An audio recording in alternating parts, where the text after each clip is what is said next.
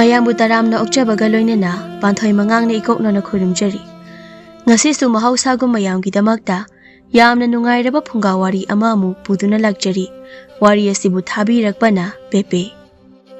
Wari si thaina mamangai matamgini. Matamsida malengi mafam amada yamna pak chauba phajaba umang ama leirami. Umang si yamna phajai. Umang sida malengi mafam khudingda phangba sasan usek waya makan khudimak loina phangi. Masida sunatana atop mafamda phangba ngamdaba kaya amasu phangli. Umang si asuki matik chawi haibayai. Adubu umang si lay haibasi miyaiba singna pakna khangnaramde. Makhoi khara khajikta khanglami. Amadi masida lairiba sasan usek waya makhoi pumba singasi amana amabu yamna nungsina masin managumna loine. Adubu makhoi sing asi umang sigi manungda asauba surung amagi manungda laibi mi onbi ngambi nupi adubudi yamna kinaba poknarami. Ngasi asi umang sigi manungda laiba sasan usek wayana singba mayam sing adugi achauba kumhai ama pangthokli. Makhoi mayamdo koina chauraba lampakuma mafam aduda leptuna tawriba kumhaidu yengnari. Yong amana lampakdugi mayayda leplaga khonjel hauna lairiba mayamdo tanaba asumna laurakli. Haujik thagadawriba lamjel asida saruk yabigadaba sanaroi singna masa masagi lamba amamamga loinana aigi yet hangba asida lainaba ningsingjari. Asumna yongduna lauba aduda mafamduda tilliba sasan usik waya singdo punna asumna launarakli. Kay amana roar roar sagol amana su nay nay gadha amaso bus gombirna vilo. Asumna makhoi singdo launarakli aduga thagadawriba lamjel aduda saruk yagadawriba sanaroi singdo yongdugi ye thangbada sangsinduna loina lepi. Sanaroi singduna mafam chana chana magi mafamda lepnakraba matungda lamjeldo thaba haunaba tawrakli. Adubu khanghaude matamsida Lin Onbi ngambi nupiduna lairiba surungdudagi yamna nganba maingal ama ngalakli. Mayamdo ngakna maingalduda loina yengi pakhatna. Amuksu maingalduga loinana nupa amana kanna khonjel hauna laurakpagi makhol ama tarakli. Khonjeldo tabada chahi yamlaba thengu amana asumna hairakli. Oh amuksu tawra male magi phajabasi chang tadanaba mara leijadraba nupa amagi pusiga amuk onaramlagani. Khonjel sinadi maraibak thida nupado. Somdadi Lin Onbi ngambi ngari leimana wang chauraba nupa adubu makhong makhut animak mitrang tawraga punsilaga mathakta yungna yankhatli. Nupa adu kibana wangangba phawba ngamdre. Ngari leimadu onthongna akiba phibam haibaduni leiriba. Koktagina khwang phawbana fajaraba nupi amagi sakloni aduga khwangdagi hauragadi achauba lin amagi sakloni ubada akibani oiriba. Ngari leimadu nupaduda akhaba minok ama noklaga makhudu sangna tingthorakli aduga nupadugi masada yamna hainadaba maongda nali. Nupadudi ngari leimana makhudu sangna tingthorakpa ubada wandakre. Ngari leimadu akhaba minok ama noklaga asumna matomta haizai. Masakse hatokadaba pamuye yamna nungsi haiba masakse masagasina amuk toiba wang chauraga phajariba. Manadi aise ahanbada yamna nungsijakibanini ado hojikti ai ubada kibana nungsibaga loina manglamnani. Aibu amuk yadi nupasi hataba sungya yadi. Nupasi hatlagani aigi phajaba sakse amuka hena phajadoise. Asi hairaga khonjel hauna nokli nupado wandarambado ngari leimana noklakpagi khonjel duna gyan tarakli. Nupado handakti kaplaga khonjel gadu thak niklaga asumna hairakli. Aibu thadopio ai nupi ga mata pamjadre. Ai nupi haibasi amuk hana misina yengjaroi yengbadi lairadana isilsina phawa panjaroi. He nangna nupi singda kirabasu aidi kiganu he. Aidi nangi nungsibi ngari leimane. Aidi atai nupiga manadabani he. Aidi yamna top topa Lin Onbi sahi lising kaya hinglaklabi ngari leimane. Aduna ingondadi yenglau he. Aduga ise hanadagi phajaba hengapra haira use. Nupadu kibana mamabu kauraga kablakli. Ima ai bulau ai nupiga matalon jaroi. 이 ꯀꯔꯤ ꯍꯥꯏꯕ ꯅꯨꯄꯤ ꯂꯣꯜꯂꯔꯣꯏ ꯍꯥꯏꯕ ꯍꯩꯁ ꯍꯦ ꯅꯨꯄꯥ ꯍꯥꯏꯌꯨ ꯅꯪꯅ ꯂꯣꯜꯂꯤꯕ ꯅꯨꯄꯤꯁꯤ ꯀꯌꯥꯅꯣ ꯅꯨꯄꯥꯗꯣ ꯃꯅꯥꯇꯣꯟꯒꯗ ꯁꯨꯁꯨ ꯆꯤꯡꯈꯠꯂꯒ ꯑꯁꯨꯝꯅ ꯀꯞꯂꯒ ꯍꯥꯏꯔꯛꯂꯤ ꯌꯥꯝ ꯌꯥꯝꯕ ꯅꯠꯇꯦꯗ 10 ꯈꯛꯇꯅꯤ ꯅꯪꯅ 11 ꯁꯨꯕ ꯑꯣꯏꯔꯝꯗꯧꯅꯤ ꯉꯥꯔꯨꯏ ꯂꯩꯃꯗꯣ ꯃꯃꯤꯠꯇꯨ ꯆꯐꯨꯃꯨꯛ ꯂꯥꯎꯊꯣꯛꯂꯒ ꯑꯁꯨꯝꯅ ꯍꯥꯏꯔꯛꯂꯤ ꯏ ꯀꯔꯤ ꯍꯥꯏꯕ 11 ꯁꯨꯕ ꯑꯣꯏꯔꯝꯗꯧꯅꯤ ꯍꯥꯏꯕ ꯅꯪ ꯀꯨꯏꯅ ꯍꯤꯡꯍꯟꯕ ꯌꯥꯗ꯭ꯔꯦ ꯃꯁꯤ ꯃꯉꯛꯁꯦ ꯍꯦꯛꯇ ꯂꯩꯊꯦꯛꯀꯦꯗꯍꯦ ꯌꯥꯗꯦ ꯃꯃꯤꯠꯁꯤ ꯍꯥꯟꯅ ꯀꯣꯊꯣꯛꯀꯦꯗꯍꯦ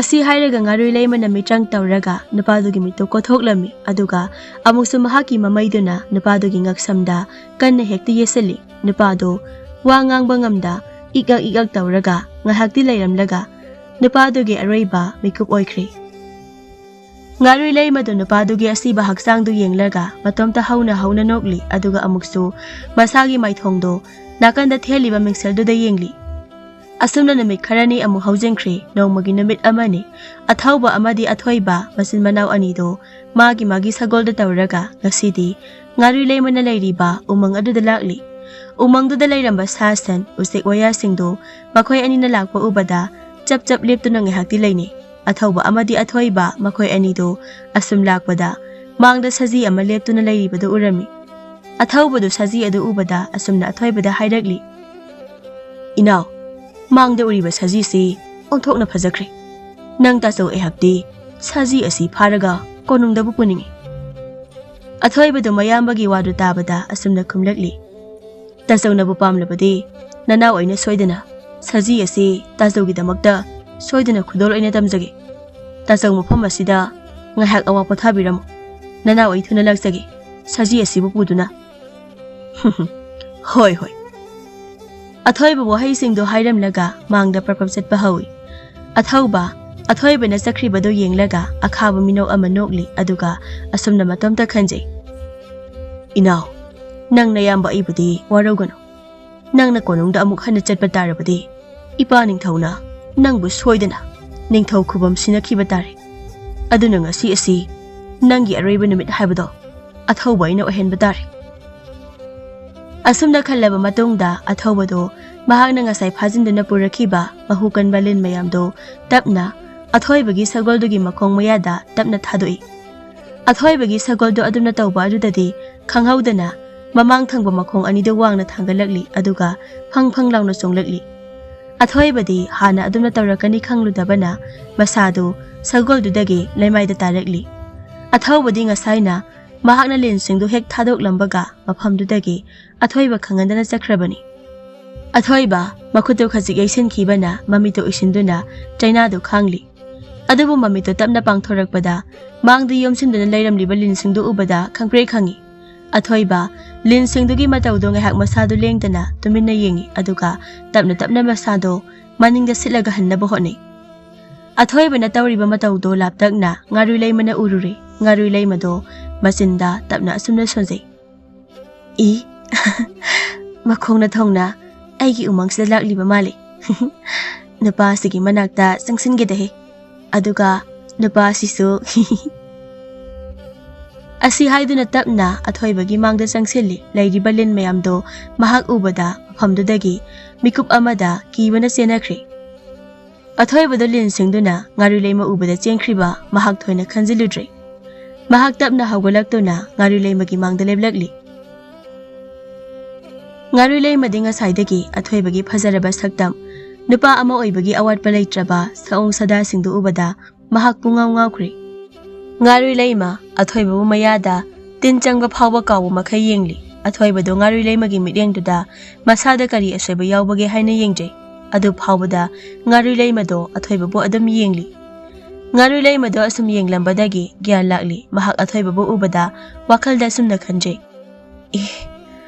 ꯐꯖꯩꯗ ꯅꯨꯄꯥ ꯑꯁꯤꯗꯤ ꯑꯁꯤ ꯈꯜꯂꯒ ꯑꯁꯨꯝꯅ ꯍꯥꯏꯔꯛꯂꯤ ꯑꯦꯍꯦ ꯅꯨꯄꯥ ꯅꯪꯗꯤ ꯁꯤꯗ ꯃꯐꯝ ꯑꯁꯤꯗ ꯀꯩꯗꯧꯔꯝꯂꯤꯕ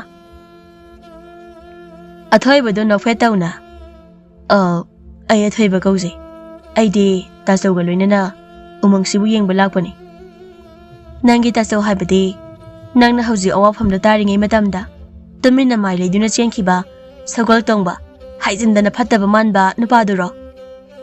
ꯑꯊꯣꯏꯕꯗꯣ ꯉꯥꯔꯨ ꯂꯩꯃꯒꯤ ꯋꯥꯗ ꯏꯉꯛꯉꯛꯅ ꯑꯗꯨꯝꯅ ꯍꯥꯏꯅꯨꯍꯦ, ꯑꯩꯒꯤ ꯇꯥꯆꯧꯗꯨꯗꯤ ꯇꯥꯆꯧꯗꯣ ꯃꯁꯛꯄꯨꯗꯤ ꯌꯥꯝꯅ ꯊꯤꯕꯅꯤ, ꯌꯦꯡꯕꯗ ꯅꯪꯅ ꯍꯥꯏꯔꯤꯗꯣ ꯃꯥꯟꯕꯅꯤ, ꯑꯗꯣ ꯌꯥꯝꯅ ꯐꯕꯅꯤ꯫ ꯉꯥꯔꯨ ꯂꯩꯃꯗꯤ ꯉꯁꯥꯏ ꯑꯊꯧꯕꯅ ꯇꯧꯈ꯭ꯔꯤꯕꯁꯤꯡꯗꯣ ꯃꯍꯥꯛ ꯈꯔꯗꯤ ꯎꯍꯧꯔꯤꯕꯅꯤ, ꯑꯗꯨꯕꯨ ꯃꯍꯥꯛ ꯍꯥꯏꯒꯦ ꯈꯜꯂꯨꯗ꯭ꯔꯦ꯫ ꯃꯗꯨꯒꯤ ꯃꯍꯨꯠ ꯑꯊꯣꯏꯕꯕꯨ ꯃꯍꯥꯛꯀꯤ ꯂꯥꯡꯗ ꯊꯨꯍꯜꯂꯒꯦ ꯑꯣꯏꯅ ꯈꯟꯈ꯭ꯔꯦ꯫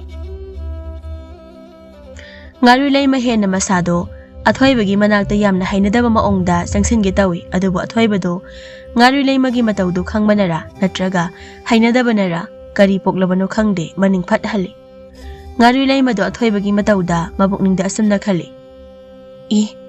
ꯀꯔꯤꯅꯣ ꯃꯍꯥꯛꯅ ꯑꯍꯥꯟꯕꯅꯤ ꯑꯩꯒꯤ ꯏꯇꯧꯗ ꯑꯩꯒꯤ ꯐꯖꯕ ꯃꯥꯏꯊꯣꯡ ꯑꯁꯤꯗ ꯁꯨꯝꯕ ꯉꯝꯗꯕ꯫ ꯈꯪꯅꯤ, ꯑꯩꯁꯨ ꯉꯥꯔꯨ ꯂꯩꯃꯅꯤ, ꯂꯦꯝꯅꯗꯤ ꯈꯛ ꯊꯥꯔꯔꯣꯏ꯫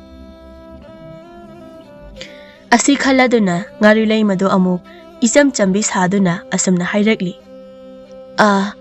ꯑꯊꯣꯏꯕ, ꯅꯪꯒꯤ ꯇꯥꯆꯧꯁꯨ ꯍꯟꯈ꯭ꯔꯦ, ꯑꯗꯣ ꯃꯇꯝꯁꯤꯁꯨ ꯊꯦꯡꯁꯤꯜꯂꯛꯂꯦ, ꯉꯁꯤꯗꯤ ꯑꯩꯒꯤ ꯌꯨꯝꯗ ꯑꯣꯏꯅ ꯄꯣꯊꯥꯔꯣ, ꯑꯗꯨꯒ ꯍꯌꯦꯡ ꯑꯌꯨꯛ ꯑꯉꯟꯕꯗ ꯑꯃꯨꯛ ꯍꯜꯂꯣ꯫ ꯑꯊꯣꯏꯕꯗꯣ ꯉꯥꯔꯨ ꯂꯩꯃꯒꯤ ꯋꯥꯗ ꯉꯥꯏꯍꯥꯛꯇꯤ ꯇꯨꯃꯤꯟꯅ ꯂꯩ, ꯑꯗꯨꯒ ꯑꯁꯨꯝꯅ ꯈꯨꯝꯂꯛꯂꯤ, ꯍꯣꯏ ꯐꯔꯦ꯫ ꯑꯁꯨꯝꯅ ꯃꯈꯣꯏ ꯑꯅꯤꯗꯣ ꯉꯥꯔꯨ ꯂꯩꯃꯅ ꯂꯩꯔꯤꯕ ꯁꯨꯔꯨꯡ ꯑꯗꯨꯗ ꯂꯥꯛꯂꯤ꯫ ꯉꯥꯔꯨ ꯂꯩꯃꯗꯣ ꯋꯥꯈꯜꯗ ꯑꯁꯨꯝꯅ ꯈꯜꯂꯝꯃꯤ, ꯑꯩꯒꯤ ꯁꯨꯔꯨꯡꯗꯨꯕꯨ ꯌꯥꯝꯅ ꯃꯣꯠꯍꯧꯕꯅꯤꯅꯦ, ꯅꯝꯁꯨ ꯌꯥꯝꯅ ꯅꯝꯊꯤꯍꯧꯕꯅꯤꯅꯦ, ꯀꯔꯝ ꯇꯧꯅꯤ ꯑꯩꯗꯤ? ꯑꯁꯤ ꯈꯟꯅ ꯑꯁꯨꯝ ꯂꯥꯛꯄꯅ ꯁꯨꯔꯨꯡ ꯑꯗꯨ ꯌꯧꯁꯤꯜꯂꯛꯂꯤ꯫ ꯉꯥꯔꯨ ꯂꯩꯃꯗꯣ ꯉꯁꯤꯗꯤ ꯅꯍꯥꯟ ꯃꯈꯩ ꯐꯥꯎꯗꯕ ꯏꯍꯨꯜ ꯑꯃ ꯃꯁꯥ ꯈꯪꯗꯅ ꯐꯥꯎꯖꯔꯤ꯫ ꯃꯍꯥꯛ ꯃꯁꯥ ꯃꯇꯣꯝꯇ ꯃꯍꯥꯛꯀꯤ ꯁꯨꯔꯨꯡꯗ ꯃꯣꯠꯍꯧꯔꯤꯕ ꯃꯌꯥꯝꯗꯣ ꯅꯤꯡꯁꯤꯡꯗꯨꯅ ꯏꯀꯥꯏꯕꯁꯨ ꯄꯣꯛꯆꯔꯤ꯫ ꯉꯥꯔꯨ ꯂꯩꯃꯗꯣ ꯑꯊꯣꯏꯕꯗ ꯍꯥꯏꯐꯦꯠ ꯌꯦꯡꯂꯒ ꯑꯁꯨꯝꯅ ꯍꯥꯏꯔꯛꯂꯤ, ꯑꯊꯣꯏꯕ, ꯅꯪ ꯁꯤꯗ ꯑꯩꯕꯨ ꯉꯥꯏꯍꯥꯛ ꯉꯥꯏꯔꯝꯕ ꯌꯥꯒꯗ꯭ꯔꯥ? ꯑꯊꯣꯏꯕꯁꯨ ꯀꯔꯤꯁꯨ ꯈꯟꯖꯤꯟꯗꯅ, ꯍꯣꯏ, ꯑꯗꯣ ꯊꯨꯅꯗꯤ ꯂꯥꯛꯎꯀꯣ꯫ ꯍꯣꯏ꯫ ꯑꯁꯤ ꯍꯥꯏꯔꯝꯂꯒ ꯉꯥꯔꯨ ꯂꯩꯃꯗꯣ ꯄ꯭ꯔꯞ ꯈꯣꯡꯊꯥꯡ ꯌꯥꯡꯅ ꯊꯥꯡꯗꯨꯅ ꯁꯨꯔꯨꯡ ꯑꯗꯨꯗ ꯌꯧꯔꯕꯗꯤ ꯍꯥꯏꯅ ꯂꯥꯛꯂꯤ꯫ ꯃꯍꯥꯛ ꯁꯨꯔꯨꯡ ꯑꯗꯨ ꯍꯦꯛ ꯌꯧꯕꯒ ꯃꯍꯥꯛꯀꯤ ꯑꯁꯦꯡꯕ ꯃꯤ ꯇꯪꯈꯥꯏ ꯂꯤꯟ ꯇꯪꯈꯥꯏ ꯑꯣꯏꯕꯗꯨ ꯑꯣꯜꯂꯛꯂꯤ, ꯑꯗꯨꯒ ꯁꯨꯔꯨꯡꯗꯨꯕꯨ ꯈꯨꯗꯛ ꯑꯗꯨꯗ ꯃꯤꯇ꯭ꯔꯪ ꯇꯧꯔꯒ ꯌꯦꯡꯕꯗ ꯌꯥꯝꯅ ꯐꯖꯕ ꯁꯨꯔꯨꯡ ꯑꯃ ꯑꯣꯏꯍꯜꯂꯝꯃꯤ, ꯑꯃꯗꯤ ꯌꯨꯝ ꯑꯃꯗ ꯂꯩꯒꯗꯕ ꯄꯣꯠꯂꯝ ꯈꯨꯗꯤꯡꯃꯛꯁꯨ ꯈꯨꯗꯛꯇ ꯂꯣꯏꯅ ꯊꯣꯛꯍꯜꯂꯝꯃꯤ꯫ ꯉꯥꯔꯨ ꯂꯩꯃ ꯁꯨꯔꯨꯡꯗꯨꯕꯨ ꯐꯖꯅ ꯁꯦꯝꯗꯣꯛꯂꯕ ꯃꯇꯨꯡꯗ ꯃꯇꯣꯝꯇ ꯑꯁꯨꯝꯅ ꯍꯥꯏꯖꯩ, ꯁꯤ ꯑꯣꯏꯔꯕꯗꯤ ꯌꯥꯔꯦ, ꯑꯊꯣꯏꯕꯒꯤ ꯃꯅꯥꯛꯇ ꯑꯃꯨꯛ ꯊꯨꯅ ꯆꯠꯂꯒꯦꯗꯍꯦ, ꯑꯩ ꯉꯥꯏꯕꯗ ꯋꯥꯔꯝꯂꯅꯤ꯫ ꯁꯤ ꯍꯥꯏꯔꯒ ꯑꯃꯨꯛ ꯑꯊꯣꯏꯕꯅ ꯂꯩꯍꯧꯔꯤꯕ ꯂꯩꯐꯝ ꯑꯗꯨꯗ ꯑꯃꯨꯛ ꯂꯥꯛꯂꯤ꯫ ꯑꯊꯣꯏꯕꯁꯨ ꯎꯈꯣꯡ ꯑꯃꯒꯤ ꯃꯈꯥꯗ ꯐꯝꯂꯒ ꯂꯩꯔꯝꯂꯤ꯫ ꯉꯥꯔꯨ ꯂꯩꯃꯗꯣ ꯑꯊꯣꯏꯕꯒꯤ ꯃꯅꯥꯛꯇꯝꯅ ꯆꯪꯁꯤꯟꯗꯨꯅ ꯂꯦꯞꯄꯤ, ꯑꯗꯨꯒ ꯑꯁꯨꯝꯅ ꯌꯥꯝꯅ ꯏꯪꯕ ꯈꯣꯟꯖꯦꯜꯗ ꯍꯥꯏꯔꯛꯂꯤ, ꯑꯊꯣꯏꯕ, ꯆꯠꯂꯁꯤ ꯂꯥꯛꯑꯣ꯫ ꯑꯊꯣꯏꯕꯁꯨ ꯉꯥꯔꯨ ꯂꯩꯃꯗ ꯍꯥꯏꯐꯦꯠ ꯌꯦꯡꯂꯛꯂꯒ ꯇꯞꯅ ꯍꯧꯒꯠꯇꯨꯅ ꯆꯠꯄ ꯍꯧꯏ꯫ ꯉꯥꯔꯨ ꯂꯩꯃ ꯃꯥꯡꯗ ꯆꯠꯂꯤꯕ ꯑꯊꯣꯏꯕꯕꯨ ꯌꯦꯡꯖꯗꯨꯅ ꯃꯣꯃꯣꯟ ꯇꯧꯖꯩ꯫ ꯑꯁꯨꯝꯅ ꯃꯈꯣꯏ ꯑꯅꯤ ꯑꯁꯨꯝ ꯂꯥꯛꯄꯅ ꯉꯥꯔꯨ ꯂꯩꯃꯅ ꯂꯩꯔꯤꯕ ꯁꯨꯔꯨꯡ ꯑꯗꯨ ꯌꯧꯔꯦ꯫ ꯑꯊꯣꯏꯕꯗꯨ ꯁꯨꯔꯨꯡ ꯑꯗꯨ ꯎꯕꯗ ꯉꯥꯔꯨ ꯂꯩꯃꯗ ꯉꯛꯂꯞꯅ yenglakli, aduga nupa amagi lum-lum lawa konselda asumna hanglakli. Sidi surung natro. Ngaru leimado haipet ikairap tawna. Mani, aina hegyan tarakpadagi aidi surung sida adum leire. Surung sina aigidi pothafamni. Ado athoiba, nang aigi leipamse hainadabro. Law, changasi manungda. Manung se yamna phajaramgadaba male. Ayeng ningi. Asi hairaga athoibado gam-gam mang thaduna chatpa hawkhre. Ngaru leimado athoibagi matawda nafet auzei asumna makhoi ani punna manungda changminarakli. Athoibado surung adugi manungdu hek changlakpaga surungdugi phajababu ngakna yengli. Ngaru leimasu mahakpu asum ngahak yenglamlaga tapna saksangda sangkhiduna athoibana chanaba kari-karino khara semlaga puthorakli. Aduga tapna athoibada pirakli. Athoibasu tapna lausinduna chaba hawi. Ngaru leima athoibana charibado yenglaga asumna hairakli. Aidi umangsida matam kuina leirakpana haira singse adum chaduna lei. Ado ai ngasigi namit asida asumna thokani khangdabana ai nangine haiduna kariso ahenba ahaw athum pizaba ngamdre ngasigi ahing simadi. Aduna hayengdi ai ayuk nganna hauduna nangi ahaw athum theruge. ꯑꯊꯣꯏꯕꯗꯣ ꯉꯥꯔꯨꯏ ꯂꯩꯃꯒꯤ ꯋꯥꯗꯣ ꯅꯣꯛꯐꯦꯠꯇꯃꯛ ꯇꯧꯏ ꯑꯗꯨꯒ ꯑꯗꯨꯃꯛ ꯇꯨꯃꯤꯟꯅ ꯍꯩꯔꯥꯁꯤꯡꯗꯣ ꯆꯥꯔꯤ ꯉꯥꯔꯨꯏ ꯂꯩꯃꯗꯤ ꯑꯊꯣꯏꯕꯅ ꯆꯥꯔꯤꯕꯗꯣ ꯃꯁꯥ ꯈꯪꯗ ꯃꯃꯣꯟꯅꯣꯛꯅ ꯌꯦꯡꯖꯔꯤ ꯑꯁꯨꯝꯅ ꯃꯇꯝꯗꯤ ꯁꯨꯝ ꯍꯧꯖꯤꯟꯈꯤ ꯑꯍꯤꯡꯒꯤ ꯃꯇꯝꯅꯤ ꯑꯊꯣꯏꯕꯗꯣ ꯇꯞꯅ ꯍꯤꯞꯂꯝꯕꯗꯒꯤ ꯍꯧꯒꯠꯂꯛꯂꯤ ꯑꯗꯨꯒ ꯌꯥꯝꯅ ꯇꯞꯅ ꯅꯥꯁꯣꯟ ꯄꯤꯛꯅ ꯃꯍꯥꯛꯅ ꯂꯩꯔꯤꯕ ꯀꯥ ꯑꯗꯨꯗꯒꯤ ꯊꯣꯛꯂꯛꯂꯤ ꯑꯊꯣꯏꯕ ꯑꯃꯨꯛꯁꯨ ꯑꯀꯣꯏꯕꯗ ꯂꯩꯗꯨꯅ ꯉꯥꯔꯨꯏ ꯂꯩꯃ ꯂꯩꯕ꯭ꯔꯥ ꯍꯥꯏꯅ ꯌꯦꯡꯉꯤ ꯑꯃꯨꯛꯁꯨ ꯋꯥꯈꯜꯗ ꯑꯁꯨꯝꯅ ꯃꯇꯣꯝꯇ ꯈꯟꯖꯩ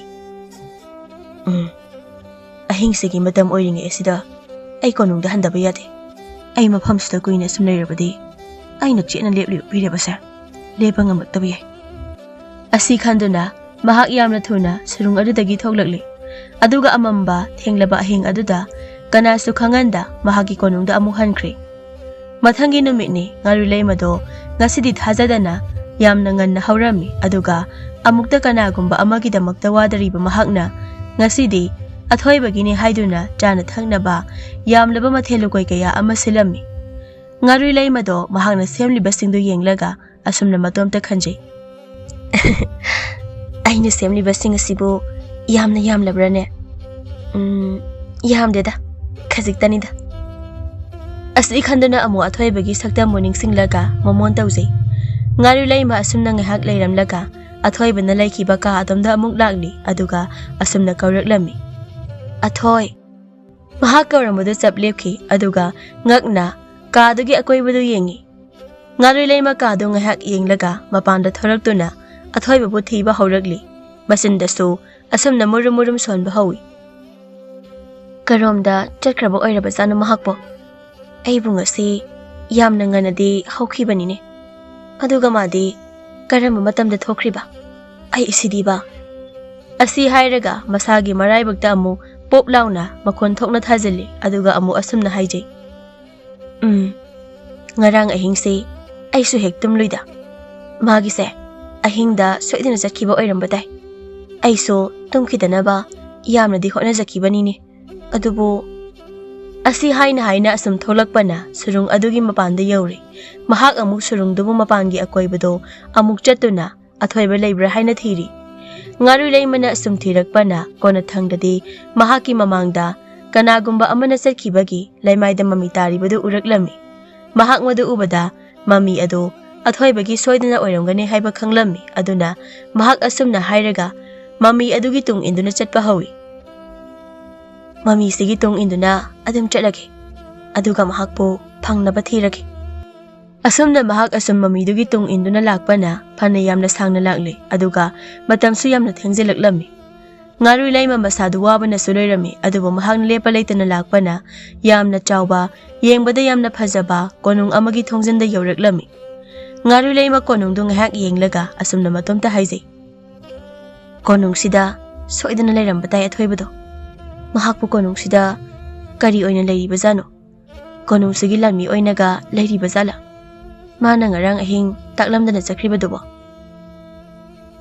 ꯑꯁꯨꯝꯅ ꯃꯍꯥꯛꯅ ꯂꯦꯞꯂꯤꯕꯗꯣ ꯀꯣꯅꯨꯡꯗꯨꯕꯨ ꯉꯥꯛꯂꯤꯕ ꯊꯣꯉꯥꯛꯄ ꯑꯗꯨꯅ ꯎꯔꯝꯃꯤ ꯊꯣꯉꯥꯛꯄꯗꯣ ꯉꯥꯏꯍꯥꯛꯇꯤ ꯃꯍꯥꯛꯀꯤ ꯃꯇꯧꯗꯨ ꯌꯦꯡꯉꯤ ꯑꯗꯨꯒ ꯑꯁꯨꯝꯅ ꯍꯪꯂꯛꯂꯤ ꯍꯩ ꯏꯕꯦꯝꯃ ꯅꯪꯕꯨ ꯀꯅꯥꯅꯣ ꯀꯣꯅꯨꯡꯁꯤꯗ ꯀꯩꯗꯧꯕ ꯂꯥꯛꯄꯅꯣ ꯃꯇꯝꯁꯤꯁꯨ ꯌꯥꯝꯅ ꯊꯦꯡꯖꯤꯜꯂꯛꯂꯤ ꯇꯧꯔꯤꯁꯦ ꯅꯪꯕꯨ ꯀꯅꯥꯒ ꯂꯥꯛꯀꯦ ꯉꯥꯔꯨꯏ ꯂꯩꯃꯗꯣ ꯊꯣꯉꯥꯛꯄꯗ ꯍꯥꯏꯐꯦꯠ ꯌꯦꯡꯉꯤ ꯑꯗꯨꯒ ꯑꯁꯨꯝꯅ ꯍꯥꯏꯔꯛꯂꯤ ꯑꯩꯒꯤ ꯅꯨꯄꯥ ꯊꯤꯕ ꯂꯥꯛꯂꯤꯅꯤ ꯃꯥꯡꯈ꯭ꯔꯦ ꯉꯔꯥꯡ ꯑꯍꯤꯡꯗꯒꯤ ꯍꯜꯂꯛꯇ꯭ꯔꯦ ꯍꯟꯗꯣꯛꯎꯁꯦ ꯑꯩꯒꯤ ꯅꯨꯄꯥꯒꯤ ꯃꯅꯥꯛꯇ ꯆꯪꯒꯦ ꯏꯕꯦꯝꯃ ꯅꯪꯒꯤ ꯅꯨꯄꯥ ꯍꯥꯏꯔꯤꯕꯁꯤꯕꯨ ꯀꯅꯥꯅꯣ ꯑꯩ ꯈꯪꯕ꯭ꯔꯥ ꯌꯦꯡꯒꯦ ꯌꯥꯝꯅ ꯍꯩꯅꯗꯦꯍꯦ ꯏꯕꯦꯝꯃꯒ ꯀꯧꯔꯛꯀꯅꯨ ꯑꯗꯣ ꯍꯟꯗꯣꯛꯑꯣ ꯑꯩ ꯆꯪꯒꯦ ꯊꯣꯉꯥꯛꯄꯗꯨ ꯇꯞꯅ ꯑꯁꯨꯝ ꯍꯥꯏꯔꯝꯕꯗꯒꯤ ꯉꯥꯔꯨꯏ ꯂꯩꯃꯒꯤ ꯃꯇꯧꯗꯨꯗ ꯐ꯭ꯔꯪ ꯂꯥꯎꯅ ꯁꯥꯎꯒꯠꯂꯛꯏ ꯑꯗꯨꯒ ꯁꯥꯎꯅ ꯑꯁꯨꯝꯅ ꯍꯥꯏꯔꯛꯂꯤ ꯀꯔꯤꯅꯣꯗ ꯑꯩꯅ ꯉꯥꯛꯂꯤꯕ ꯀꯣꯅꯨꯡꯁꯤꯕꯨ ꯍꯦꯛꯇ ꯆꯪꯒꯦ ꯀꯥꯏꯅ ꯌꯥꯝꯅ ꯎꯁꯤꯠꯇꯅ ꯍꯥꯏꯔꯤꯕꯁꯤꯕꯨ ꯅꯪ ꯏꯅꯤꯡꯊꯧꯗ ꯇꯥꯛꯊꯣꯛꯂꯒ ꯑꯋꯥꯐꯝꯗ ꯇꯥꯖꯒꯦ ꯍꯥꯏꯕ꯭ꯔꯣ ꯌꯥꯝꯅ ꯎꯁꯤꯠꯇꯕ ꯇꯧꯔꯛꯀꯅꯨ ꯑꯉꯥꯡ ꯅꯪꯅꯁꯨ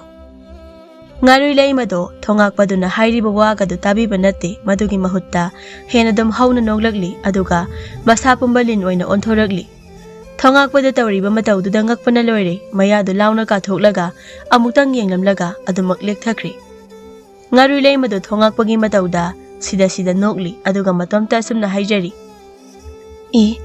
ꯋꯥꯟꯗꯈ꯭ꯔꯦꯅꯦ ꯅꯨꯄꯥꯁꯤꯗꯤ ꯑꯩꯁꯦ ꯎꯕꯗ ꯀꯤꯔ ꯃꯥꯜꯂꯦꯅꯦ ꯈꯔꯁꯨ ꯇꯥꯏꯕꯪ ꯃꯤꯁꯤꯡꯁꯦ ꯀꯤꯍꯟꯕ ꯐꯩꯅꯦ Asi hairaga Lin onduna adumak konung adugi manungda changlakli. Mahak asum adumna laklambadagi amuk tapna taibang mi olagli aduga tapna chatpa hawi. Amuk su akoibudu yengli tanza aduda mang oirapna athawbana laklibadu uri. Ngari leima masado phatlauna nakal amada changsinduna loli adubu mahakna adumna tawba aduda khaji khongpham chahodabana posak amada thengjiluri. Ngari leima machinda tapna asumna sonjai. Ayo Athawbana asum lakpada khonjel ama tarakpa aduda masada yarakpa khulai adu phat chatui aduga akoibadu mikup naum singna yenglakli. Mahak asum yenglakpada mang oirapna mami ama taribado athawba khonglei thuna mami adugi manakta changseli. Ngari leimasu athawba ubada masado hana sem sahaudabana khangpre khangi. Athawba su mahaki thangduna ngari leimagi ngaksama pada thamli matawdu ubada ngari leima phranglauna sawatkri. Mahak sauna athawbada khut halakli makhoi anido ngahakti akanma maongda angam tani. Tanza asida athoibado makhoina leiriba adomda lakpana athawba amadi ngari leima makhoi anina tawnaribado uri. Athoiba Perpra makhoi anigi manakta changsili aduga athawbagi mamangda lepsinduna asumna hairakli. Taso kaino tarumlibasibo mahakse aigi marupni ngarangaina umangda thengnari haikibaduni. Athawba athoibana khangawdana changsilaklaga adumna khamlakpa aduda khara taptharai. Ngari leima su chap manai athoibada tingak yengli athoiba amu ngari leima da onsilaklaga asumna makha tarakli. Ngari leima aigi tungilo Asi hairaga athoiba lairiba aniduda hanna yenglamda mang thaduna chatpa hawkri. Ngari leima su taha athoibagi matong inarakli. Athoibada asum chana ngari leima da asumna hanglakli. Ngari leima nangdi mataw karamna aigi tasawga. Ngari leima su haifet athoibada yenglaga asumna khumlakli. Ai amuk sum machinda tapna sonjai. Kay pakhumno aina pidoisibo. Mahagi tung ilakpani hekta hairasiro aibo. Athoiba ngari leimagi matawda haifet yenglakli aduga asumna hairakli. Kaidarage hainingdabra? Nangna hainingdragade hairanu. Nati haigi ngarangdo nati soire ngasaido umangda satan balakpa phatraba miyoi kharana umangdugi phajaraba saktamdo pakhogi kanaba khara phangnabagidamak umangdu pumba mainatamna thadoraki ada aiso laifam leitabadagi ai maphamsi yongnaba chelakibani. Athoibado ngari leimagi wahai singduda mahak kari khalabano khangdre nofet tawsilamlaga mang thaduna amuk chatpa hawkri. Adubu ngari leimadi athoibagi minoktuda masa pumba maina singbagum thokri. Mahak ngaihakdi taranga mata tumina lepli aduga amuk sensat tawduna athoibagi tung inay.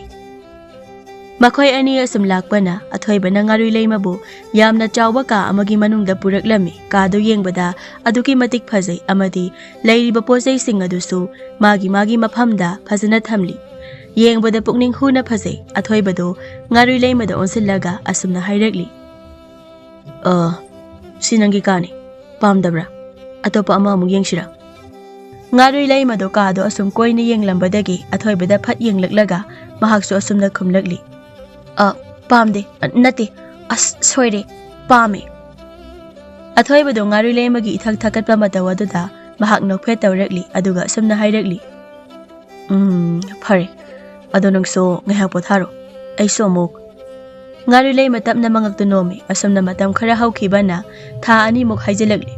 Ngari leima na athoibagi konungda leirakliba asi mahak ayamba matamda athoibagi manakta changsinduna athoibaga hena naksinanaba hotnarami. Adubu athoibadi matam pumbada mahakpu thaiduna chatlami. Chumnagi kauna ngangnaba natana athoibagi adugumba matawduda ngari leima mahak masada sauningba pendaba langtaknaba na thalami. Nongmagi namit amani athoibado ayuk yamna nganna makuttana phajaraba leitabul ama supaiduna konunggi thongjilomda thokibado ngari leima na uri. Ngari leima du madu ubada matamta wakhalda sumna khali. Magi sibu ayuk angan basida nupiga unaba chaliro. Asi khalaga matamda amuk sauna haijai. Hera ai ama konungsida magini haiduna isau sauna ai isana isa kanano haibaga kawba makai leiriba asida magise aibu isitribanine khangnidana nupido masamsingdo loina phoidatkeba. Wahai si hairaga mahak tuminna athoibana chaliba adugi tung inarakli athoibado asum satpana ningthijana semga sagalaba laikol amada laklami ngaru leimado athoibana laikol adugi manungda changkhiba ubada masado sauningba kalakpa khambanbana loire ngaru leima masado phatlauna lin onduna athoibagi tungda inei athoibadi ngaru leimana inarakliba do khangdabana adumak magi chatham thokpudu chatlami athoibado asum chatlambadagi lehau pambi ama hauribadugi mamangda tapna lepi aduga lehau pambi adubu yamna nuksina yengli ngaru leimadi madu ubada matomta asumna khanjai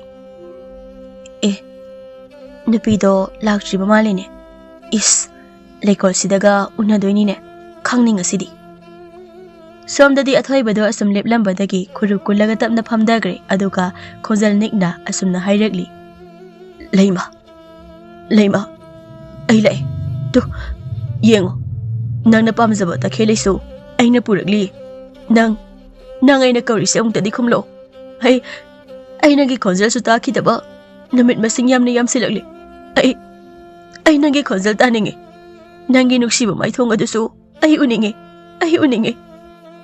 athoibado kaplambadagi phuk amu hawgolagli aduga lehau pambi adugi akoibado koini yenglaga amuk hauna khonjal thongna kaplagli leima ai nangbu kawba ngamdi nangna ikoi pumbabu thadokduna chakhrabasu miyam pumbana nangbu kawkhrabasu aidi nang kawdi leima ngaru leimado ngasai makai mahakna khalamliba wakhalduga hauji athoibana tarakliba matausiga mahakta sengna nungairaktre amadi mikupsida mahaki thamoida athoibagi mami amasu chauna dakri ngaru leima athoibabu yamna nungsiba poglagli mahak athoibagi mataudo yengba ngamda lona kapchari asumna ngahak athoibado maphamduda kaplamlaga amuk ningamdana konungda hankre adubu ngaru leimade maphamduda lehauri ngaru leima athoibana chakraba matungda amuk hana masado taibang mi olagli aduga asumna tapna sonjai aina kaloriba wakalsingduga adubu ai athoibabu thamoi sena nungsiba phawre ai khange aina phawribase nungsibani thamoidagi tholakpa asengma nungsiba asumna ngaru leima sunga haglai kolduda leiramlaga amuk hana konungda hankre adubu ngasaidagi lona athoiba amadi ngaru leima makhoi anibu yengliba athobadi ngaru leima na chakraba matungda mahaksu akhaba minok ama noklamduna amuk konungda hankre athoba sunga sai ngaru leima na konungdagi lona thokiba mataudu ubada mahaksu ngaru leima masa khangda inarakibani mahaksu ngasaidagi loina uribani asumna matam khara hawkhre ngaru leima dinumitudagi athoibagi nungsibana masado laita jadre mahak hanagum athoibagi mamangda lepa phawwa ngamdre ikaiba nungsiba animak pasinkhibana ngasisu mahakna leiriba kadugi thongnaw macha adugi mayada leplaga mapangi phajaba singdubu yengna wakhalda asumna khali aina maphamsida sum panthaduna leiriba asibu chumlibra chumde madi magi leima khaktabu nungsijabani kaidawnungda mana ibu nungsibirakani haiba ai thajadi ai maphamsida sum leiraga magi kairaba thamoidubu amuk mensinba ngamkhigadra ngamloi adudi ai phare ai hosimak konungsi thadokduna aigi surungda mu hankraki athoiba nangai budi saunuko chetlamdai mikupsida nangonda taklamde haina asi khandana mahak mailei thoraktuna kadudagi tholaknaba khong thangba hawi adubu tanja asida ikhang khangawdana athaubodu kaduda changlagli mahak athawbana changlagli badu ubada ngakna yengli athawbado asum changsilaktuna mahaki mamangda lepsilai aduga asumna hairakli horense aigi inawgi mapok numike aina tharam macha ama sinjari ada somsu saruk yabiyu haina haijaba lakpani sungso soidana lakpiyu ko haifet amuk chimbal chingkhalap noklaga somgiso aina achawba khudol amadi semsari soidana lakpiyu ko adudi ayamuk ngaru leimado athawbana thokibada tumina yengduna lehauri amuksu wakhalda asumna khalami aibu sasira natraga tharamsi yauramda magi maphamda aigi sakdamsi ulamda hankrasira amuksu masinda tapna asumna sonjai araibu aina amuktang magi nungsiba maithongdo yenglaga mafamse thadoklamlaki. Asumna lepa leitana matamana kana sungairamda adumak chatki. Yaksilakle matamasu amu. Tilli leibak sigi asawa sang kaya amasu. Atopa leibak kaya dagisu ningthaw kaya amasu laktuna athoiba mahaki yaifa thaujal piri. Ngarui lei masu masado hanadagi ngasina amuka hena phajabagum thogli. Masana na lei masugi phanek ama seli. Piktak tauba phi masa ama isam chamba ama suyali. Maithongdudi kaya yaksin khosin bataude chamna phajai. Adubu mahakna mafamdu changlakpadadi tilamliba mayam singdo mangonda loina mityeng thamlakli. Mayam marak changlakpadadi mahakna khwaidagi phajakhri leiramliba mayamdo asumna chibon ngangnarakli. Asibu heloi kaina haibado oirabajala. Heloi atomido ma soidana oiramgani ai khangi. Atopa leibak amagi Rajkumar amanasu aidi mabu yengbada thaklibe isingsidi loina isasida haijilamedana phajaibo gyan ga tahodene asumna mayamdo magi thokpa pangangda ngangli mayamdugi marakta ngasaidagi mitkupta yengliba thoibado thamoido mathumarang haukhre masadu leitadre adubu mahak tapna phadhajakre ngaru leima maso asum changlaktuna mafam saba ama yenglaga laikre amuksu athoibada lona yengli athoibaso chapmane Ngari leimada mahaksu lona yenglakli asumna mayamdo harau-harauna thauramdo pangthokli. Asum thauramdo pangthoklambadagi mayai chalakpa dawaida athaubodu linbuba nupa mayam amaga changlakli. Mayamdudi ngasi athauba na tawraklibado ubada ngakna yengnari. Athauba mayamna yenglaklibado mahak thausade mahak mafamdo koina yenglakli aduga amuk mahaka changminarakhiba nupa singduda mamina haife yengi. Nupa singdusu athauba na yenglaklibado gyan tare haibagumna Masa-masana yalakliba khaw singdudagi posak ama lauthoraktuna nungsiba surda khongba haurakli. Mayamdudi athawbagi thausindo khangdabana khubaka khuraga yengli. Adubu somda ngari leimade masadu leiba yadre. Makhut masado masana phajanba ngamlaktre thek tuna jagoigi sathek tamba haurakli. Ngari leima masado adumna tawrakpa adudadi tapna asumna haijai. Kainu isase agi khusina matomta Zagoi sathik tamlakliba sibo. Khwangase isa khangda koilei leiri ni tawrise. Kaino ina tawrisibo. Ai mafamsida leisanba yadre. Ai thoktaba yadre mafamsidagi. Asi hairaga mangaktu leiduna mi leitaba mafam ama yenglakli uri nakanda kasin macha ama leiribado. Madu ubada mahak mafamduda chatke haina makhongdo thangba hawi adubu mahak ngamdre. Masado lengba ngamdre masado hena dum jagoigi sathek tamlakli. Mayam su mahakna tawribado urakli. Len puba singna khonglakliba nungsiba surduga chanana sarakliba ngari leimagi phajaraba jagoigi sathek singduga tilliba mayam singdudi maya singdu launa kathoknaduna yengnari. Athoibado ngasi ngari leimagi matawdo karino khalli adubu somda athaubadi tawribado ubada akhaba minok ama noklaga yengli. Ngari leimado asum jagoi sarambadagi tapna mahaki asengba saktamda onthorakli. Mayamdo matawdo ubada ngakpana kham thengnare kari matawno haina. Len puba nupa singdusu makhoina khonglamba nungsiba surdu chap lekhre. Athaubado tapna ngari leimagi mamangda leblakli aduga len puba nupa singduda yenglaga asumna hairakli. Sum yenglaga leiranune nakhoibo. Namangda mani ama ichau chawna taraga leiribasi phajilune. Len puba singdusu karimna noklaga asumna khomlakli. Hoi mazai bungo. Amuksu ngari leimada yenglaga asumna nupa amana hairakli. Sidi haijindana phajaine. Lin nupi oirabasu aigi nupi oina oithoklasirane. Aina thabak wana halakpada magi makhut athotpasina seva tawiradi madudi nakhoi masen thokpa. Lin nupi se pukraba matungda khanarone. Wai chiline nupira lillasu khangdabase swaida sum thambase. Lairiba mayamduda mo asilaga chumdabro mayam aina hairibasibo.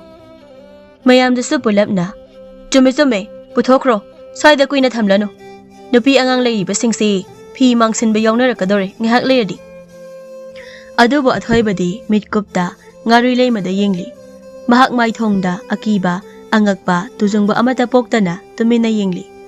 Wakhaldasu tapna mahaka ahanba thengnakiba numit aduda ngari leimana changsilakpa ubada manak nakna jangsilamba Lin singduna hannakibado athoiba hojikta gyan tarakli Lin puba nupa singdusu tapna makhongdu thangduna ngarui leima bu phana ba haina jangsinnarakli mataudu ubada ngarui leima masando yamna wana ngakthokna ba honajai mahak mitrang tawraga Lin puba nupa singduda maibun macha macha langsilaklami adubu mahaki pangal yaudri tapna makoktu pairaga makhada phamdarakli Lin puba nupa singdudi mahaki mataudu khangbiba natti heni hena jangsilaktuna mahaki masada sokpa haurakli mataudu samyeng lamba athoibadu khanghaude Lin puba nupa singdugi mamangda phatlip siriklaga makhoi singdo mahaki thangsangduna amamamta oina haidatkhiba athaubadu asum mataudu yenglambadagi sauna athoibagi tunglomda jangsilaklaga mahaki thangduna athoibagi masada hairakli athoiba adumna tawrakpa adudadi